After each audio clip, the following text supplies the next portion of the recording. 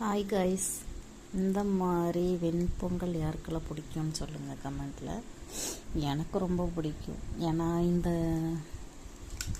கிளைமேட்டுக்கு இந்த மாதிரி குறுமிளகு நிறைய போட்டு வெண்பொங்கல் சாப்பிட்டிங்கன்னா சளி பிடிக்காது, ஹெல்த்தியாக இருக்கும். அதனால் நிறைய பேர் குறுமிளகு எடுத்து போட்டு சாப்பிடுவாங்க. அப்படியெல்லாம் செய்யாதீங்க. வெண்பொங்கல்னால் குறுமிளகு கடித்து சாப்பிட்றது ரொம்ப டேஸ்ட்டாக இருக்கும் கைஸ். அதனால் மறக்காமல் இப்படி குளிர்காலத்தில் செஞ்சு சாப்பிடுங்க, ஹெல்த்தியாக இருப்பீங்க. முந்திரி திராட்சை போடுங்க, அப்போ இன்னும் கொஞ்சம் டேஸ்ட்டு தூக்கி கொடுக்கும். ட்ரை பண்ணி பாருங்கள். ஹாய் கைஸ், இந்த மாதிரி வெண்பொங்கல் யாருக்கெல்லாம் பிடிக்கும்னு சொல்லுங்கள் கமெண்ட்டில். எனக்கு ரொம்ப பிடிக்கும். ஏன்னா இந்த கிளைமேட்டுக்கு இந்த மாதிரி குறுமிளகு நிறைய போட்டு வெண்பொங்கல் சாப்பிட்டிங்கன்னா சளி பிடிக்காது, ஹெல்த்தியாக இருக்கும்.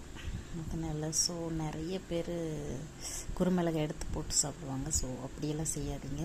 வெண்பொங்கல்னால் குறுமிளகு கடித்து சாப்பிட்றது ரொம்ப டேஸ்ட்டாக இருக்கும் கைஸ். அதனால் மறக்காமல் இப்படி குளிர்காலத்தில் செஞ்சு சாப்பிடுங்க, ஹெல்த்தியாக இருப்பீங்க.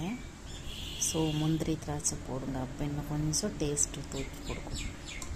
ட்ரை பண்ணி பாருங்கள்.